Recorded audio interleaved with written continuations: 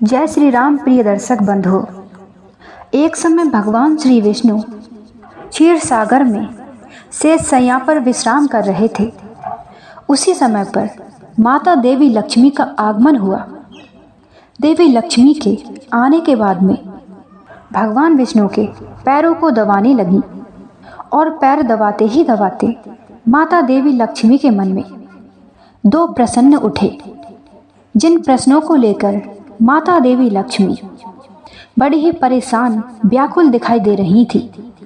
जब भगवान विष्णु ने माता लक्ष्मी के उदासी को देखा तब कहने लगे, हे देवी, क्या बात है? आखिर आज तुम इतनी चिंतित क्यों दिखाई दे रही हैं?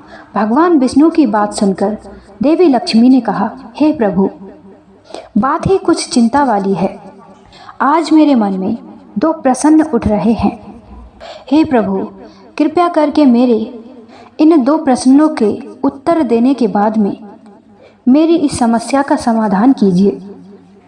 तब भगवान विष्णु ने कहा, हे देवी, आखिर ऐसे कौन से तुम्हारे दो प्रश्न हैं जिनको लेकर तुम इतनी व्याकुल हो रही हो? भगवान विष्णु ने कहा, हे देवी लक्ष्मी, तुम अपने प्रश्न बताओ। मैं तुम्हारे प्रश्नों के उत्तर देकर तुम्हें अवश्य संतुष्ट करूंगा। तब माता लक्ष्मी ने भगवान विष्णु से कहा, हे प्रभु, मेरा आपसे पहला प्रश्न है, मनुष्य अपने कर्मों का भोग किस प्रकार भोगता है? और मेरा दूसरा प्रश्न है, कौन से माँ बाप के घर में दुख देने वाली संतान पैदा होती है? देवी लक्ष्मी की बात सुनकर भगवान विष्णु ने कहा, हे देवी, आज आपने हमसे जो प्रश्न पूछे हैं, ये तुम्हारे प्रश्न समाज के कल्याण के लिए बड़े ही लाभकारी हैं। इन प्रश्नों के उत्तर सुनने के बाद में समाज के लिए बहुत ही अच्छा संदेश मिलेगा और बहुत ही ज्ञान प्राप्त होगा। तब भगवान विष्णु कहने लगे, हे देवी, तुम्हारे इन दोनों प्रश्नों के उत्तर मैं एक कथा के माध्यम से देना चाहूँगा। इस कथा के लिए तुम शुरू से लेकर अंत तक जरूर सुनना, तभी तुम अपने प्रश्नों के उत्तर ठीक से समझ पाएंगी। तब माता लक्ष्मी कहती हैं, हे प्रभु, बस आप उस कथा को आरंभ कीजिए। तब भगवान विष्णु कहने लगे, हे देवी, पुराने समय की बात है। भैरव और टॉमी नाम के दो कुत्ते रहते थे। दोनों कुत्तों के बीच में बड़ी ही मित्रता थी। वह हर समय सुख दुख में एक दूसरे के साथ ही रहते थे। एक दिन टॉमी ने भैरव से कहा, हे मित्र, ना जाने हमने पूर्व जन्म में कौन से पाप किए हैं जिसकी वजह से आज हम कुत्ता बनकर जीवन व्यतीत कर रहे हैं। कुत्ते का जन्म मिला है। तब भैरव कहने लगा, हाँ मित्र, ये बात तो तुम ठीक कह रहे हो। इस शरीर में रह कर के हमें ना तो किसी प्रकार का खाने पीने का सुख है और ना तो हमें कुत्ते की योनि में आकर मान सम्मान मिलता है। हमें मनुष्यों के नीचे दबकर ही रहना पड़ता है और भूख लगने पर हमें भोजन प्राप्त करने के लिए काफ़ी मेहनत करनी पड़ती है। इतनी मेहनत करने के बाद में खाना मिलता है और फिर भी हमारा ढंग से पेट नहीं भरता है, और वो भी हमें झूठा मूठा खाने को मिलता है। अगर यदि हम किसी के घर की पहरेदारी करके रोटी का एक निवाला पा भी लेते हैं तो वह भी हमें सम्मान के साथ नहीं मिलता है। और तो और जब हमारी मौत होती है तो बड़ी ही बुरी तरीके से होती है। और जब मनुष्य आपस में झगड़ा करते हैं तो हमारा नाम लेकर मिसालें दिया करते हैं कि तू कुत्ते की मौत मारा जाएगा। और भाई, रहने के लिए भी हमारा ठिकाना सही से नहीं है। ठंड में, वर्षा ऋतु में हमारे लिए गलियों में और ना जाने कैसे घने जंगलों में हमें भटकना पड़ता है। दोस्त हमसे अच्छे तो बाकी जानवर हैं। कम से कम वो अपना रहने के लिए घर तो बना ही लेते हैं। पक्षी भी अपना पेड़ पर घोंसला बनाकर अपने जीवन के लिए बड़े सुखपूर्वक व्यतीत करते हैं। जंगली जानवर भी किसी न किसी गुफा में अपना जीवन व्यतीत करते हैं, पर हमें देख लो, इतनी मेहनत करने के बाद में भी हमें आवारागर्दी में घूमते ही निकल जाता है। हम हमेशा मनुष्यों के आश्रय में ही रहते हैं। इसी कारण से हमें पृथ्वी लोक पर सम्मान नहीं मिलता है। और भगवान विष्णु ने कहा, हे देवी लक्ष्मी, इस कथा के लिए आप बड़े ध्यान से प्रेम के साथ में सुनना। संत लोगों ने पहले ही कहा है, दूसरों के घर में रहना और दूसरे के भाग्य पर अपना जीवन निर्वाह करना, ये सबसे बड़ा कष्टदायक होता है। वो भी स्वतंत्र होकर के कोई भी कार्य नहीं कर सकता है। और हम कुत्तों की यही सबसे बड़ी कमी होती है और कमज़ोरी भी होती है कि हम सदैव ही दूसरों के घरों में रहना पसंद करते हैं और दूसरों के एहसानों पर हम पलना चाहते हैं। और अंत में हमें यह नतीजा मिलता है कि हमारे लिए जीने के लिए तो भोजन मिल जाता है, चाहे वो कितने ही कठिनाइयों के बाद में क्यों ना मिले। लेकिन दोस्त, इस योनि में हमें सम्मान प्राप्त नहीं होता है। अगर दोस्त हम आत्मनिर्भर होते तो समाज में हमारी भी इज्जत होती। भैरव कहने लगा, हे मित्र, तुम बिल्कुल ठीक कहते हो। अगर हम थोड़ी बहुत इज्जत कमा भी लें तो हम कुत्तों में आपस में एकता नहीं है, अपना ही अपने के लिए खा लेता है। धिक्कार है हमें ऐसे जन्म पर इस कुत्ते वाली योनि में। हे मित्र, इसके बाद में अब हमें बड़े से बड़े तीर्थों का भ्रमण करके अपने अगले जन्मों के लिए सुधार लेना चाहिए और इस कुत्ते की योनि में इस शरीर का हमें त्याग कर देना चाहिए। तब भैरव ने भी अपने मित्र की बात मान करके उसकी बात का सम्मान किया, समर्थन किया। यह निश्चय करने के बाद में अब तो वह दोनों कुत्ते तीर्थ यात्रा घूमने के लिए वहाँ से निकल पड़े। तब भगवान विष्णु कहते हैं, हे देवी लक्ष्मी, जब वह दोनों कुत्ते तीर्थ यात्रा पर निकल पड़े तब उन दोनों को रास्ते का तो ज्ञान नहीं था, लेकिन वह दोनों ईश्वर के नाम का सहारा लेकर तीर्थ यात्रा के लिए चलते जा रहे थे। दोस्तों, किसी ने बड़े कमाल की बात कही है, बलवान व्यक्ति के लिए कोई भी कार्य कठिन नहीं होता। मेहनत करने वाले व्यक्ति के लिए कोई भी स्थान दूर नहीं होता है। कहते हैं विद्यमान के लिए कोई भी जगह विदेश नहीं होती है और मीठी वाणी बोलने वाले के लिए कोई भी व्यक्ति पराया नहीं होता है। अब तो टॉमी और भैरव दोनों मित्र मिलकर के तीर्थ यात्रा के लिए चलते चले जा रहे थे। चलते चलते उसी मार्ग में उनको शाम हो गई। तब एक नगर के निकट एक वृक्ष के नीचे जाकर के ठहर गए। अब उन दोनों के लिए भूख भी बड़ी तेजी से लग रही थी। तब उन्होंने देखा कि वहीं पर एक ईख का खेत था, जिस ईख के खेत में बहुत सारे चूहे उछल कूद कर रहे थे। बड़े बड़े चूहों को देख करके भैरव के मुंह में पानी आ गया। भैरव कहने लगा, हे मित्र, अब तो भूख की वजह से हम बहुत ज़्यादा व्याकुल हो रहे हैं। हमारा हाल भी बेहाल हो चुका है और सामने वाले खेत में हमें हमारा भोजन दिख रहा है। हे मित्र, तुम कहो तो चलें। चलो चल करके 2-4 चूहों का नाश्ता कर लेते हैं। कम से कम 1-2 चूहे खा करके हमारे पेट को शांति तो मिल जाएगी। तब टॉमी नाम का कुत्ता कहने लगा, अरे मित्र, कैसी बातें कर रहे हो? भगवान की तीर्थ यात्रा पर जा रहे हैं, थोड़ा शुभ बोलो। तुम्हें याद होना चाहिए, हम दोनों शिकार खेलने के लिए नहीं आए हैं। हम तीर्थ यात्रा पर भ्रमण करने के लिए निकले हैं और जब तक हम तीर्थ यात्रा का भ्रमण करेंगे तब तक किसी जीव को मारना तो दूर की बात है, उसके बारे में हम सोच भी नहीं सकते हैं। दर्शक बंधु, तब भगवान विष्णु कहते हैं, हे देवी लक्ष्मी। वो दोनों कुत्ते आपस में बातचीत कर रहे थे कि तब तक हमें तीर्थ का कोई भी फल प्राप्त नहीं होगा और हमें उल्टा पाप ही लग जाएगा। हमें इस समय पर अहिंसा को सहन करके शाकाहारी भोजन ही खाना चाहिए। तब भैरव कहने लगा, हे मित्र, शाकाहारी भोजन खाने के लिए तो किसी न किसी नगर में जाना होगा। तब भैरव कहता है, दोस्त तो ऐसा करते हैं कि हम दोनों इस सामने वाले गांव में चलते हैं। इस सामने वाले गांव में हमें जो भी खाने को मिल जाएगा हम उससे खा करके अपना गुजारा कर लेंगे और अपनी भूख को मिटा लेंगे। तब भैरव की बात सुनकर टॉमी कहने लगा, हाँ भाई, ये ठीक रहेगा। अब तो टॉमी और भैरव उस गांव में पहुंच गए। गांव में वह दोनों अलग अलग गलियों में घूमकर अपना भोजन तलाश कर रहे थे।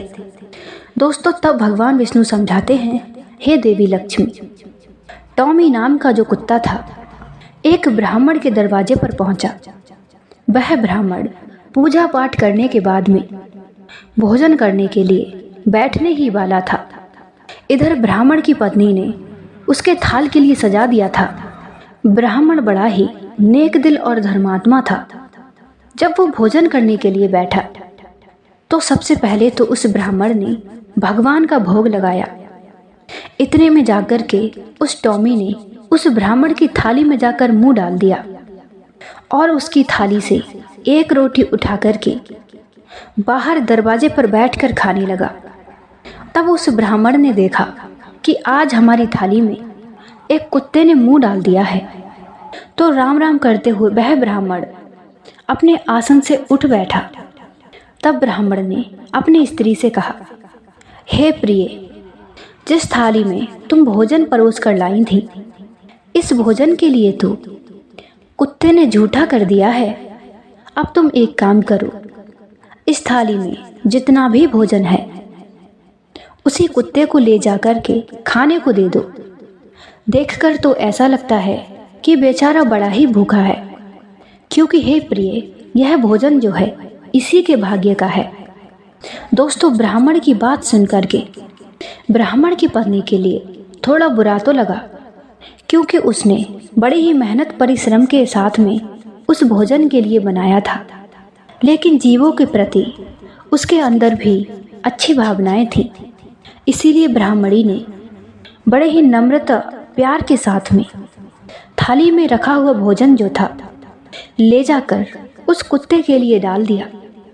इस तरीके से अच्छे भोजन का इस्तेमाल करके टॉमी नाम का कुत्ता जो था बड़ा ही प्रसन्न हुआ। उसकी आत्मा भी बिल्कुल तृप्त हो गई। भोजन करने के बाद में टॉमी ने ब्राह्मण और ब्राह्मणी के लिए बड़ी ही दुआ दी। भोजन करने के बाद में टॉमी जो था वापस उसी वृक्ष के पास में आकर बैठ गया और अपने दोस्त भैरव के लौटने की प्रतीक्षा करने लगा। इधर भैरव भी गांव के गलियों में भोजन की तलाश में घूमते घूमते नगर के एक सेठ के घर में घुस बैठा। सेठ भी इधर अपने घर में भोजन करने के लिए बैठा था। भगवान विष्णु कहते हैं, हे देवी लक्ष्मी। इतने में भैरव ने जाकर के उस सेठ की थाली में मुंह डाल दिया और एक रोटी को मुंह में दबा करके उस सेठ के द्वार पर जाकर खाने लगा।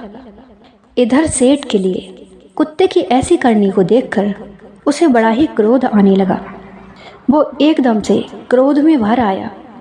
तुरंत उसने चुपके से एक डंडा उठाया और कुत्ते के पास में जाकर के उसने डंडे से मारना कुत्ते को शुरू कर दिया।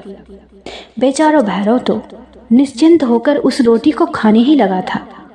इधर जैसे ही भैरव के ऊपर उस सेठ के डंडे पड़े, उस डंडे के बार इतने तेज थे, भैरव नाम का जो कुत्ता था वहीं पर बेचारा बैठा की बैठा ही रह गया।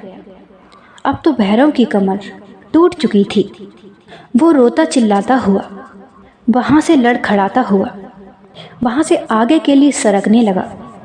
भैरव ने यह बात अपने सपने में भी नहीं सोची थी कि एक रोटी खाने की उसे इतनी बड़ी कीमत चुकानी पड़ेगी। इंसान स्वार्थी होगा ये तो पता था, लेकिन इतना निर्दयी भी होगा ये उसे नहीं पता था। अब तो कमर टूटने की वजह से भैरव से चला भी नहीं जा रहा था। उधर उसका दोस्त टॉमी उसी वृक्ष के नीचे बैठ कर के अपने मित्र भैरव की लौटने की प्रतीक्षा कर रहा था। सोचने लगा, अब तो काफ़ी देर हो चुकी है, अभी तक मेरा मित्र वापस लौट कर क्यों नहीं आया है? कहीं वो किसी मुसीबत में तो नहीं पड़ गया? यही सोच कर के टॉमी भैरव को ढूंढने के लिए, उसे तलाश करने के लिए नगर की ओर चलने लगा। उस नगर के निकट पहुंचने पर उसे अपना मित्र भैरव दिखाई दिया, जो लड़खड़ाता हुआ जमीन पर खिसकता हुआ जैसे तैसे करके गांव के बाहर तक आ पाया था। भैरव की आंखों में देखा टॉमी ने कि उसकी आंखों से पानी निकल रहा है, आंसुओं की धारा बह रही है। वो अपने आगे वाले 2 पैरों से सरकता हुआ गांव के बाहर तक आ गया है। तब टॉमी ने भैरव की टूटी हुई कमर के लिए देखा तो उसे देखकर टॉमी बड़ा ही दुखी हुआ और पूछने लगा, हे मित्र, तुम्हारी ऐसी दशा, ऐसी हालत किसने की है? किस दुष्ट ने तुम्हारी ये हालत की है? तब भैरव ने रोते रोते उस सेठ का निर्दयी चेहरा उस टॉमी के लिए बताया और उस सेठ का उसने पूरा व्यवहार समझाया। उस सेठ की ऐसी घिनौनी हरकत जानने के बाद में टॉमी का एकदम से खून खौल उठा। लेकिन वो बेचारा कर भी क्या सकता था, वो एक साधारण पशु जो ठहरा। भैरव कहने लगा, हे मित्र, अब तो मेरा जीना और ना जीना एक समान हो गया है। आज उस सेठ ने मेरी कमर को तोड़कर मुझे तीर्थ यात्रा को घूमने से भी वंचित कर दिया है।